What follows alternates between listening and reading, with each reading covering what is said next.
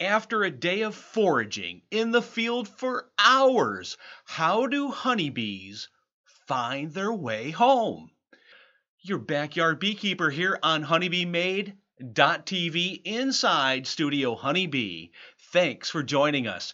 If you are returning to our channel, a big thank you to you. If you are brand new to us, I hope you find us both entertaining and educational. And please support your local backyard beekeeper right now and give that subscribe button down below a big old click. This is the place where we talk about honey, honeybees, and backyard beekeeping. Sometimes we're here in the studio, and sometimes we are in the backyards of the Twin Tiers. Did you know that honeybees use look, location, and landmarks to find their way home? When we come back, we'll be talking orientation flights on a 2-minute Terminology Tuesday.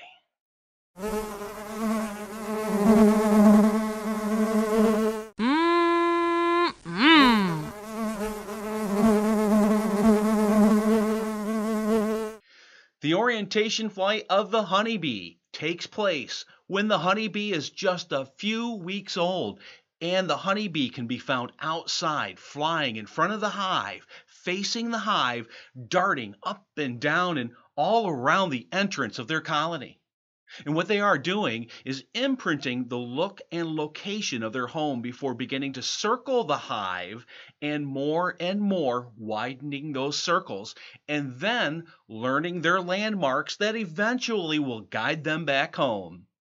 Now you know the buzz on an orientation flight on a 2-minute Terminology Tuesday.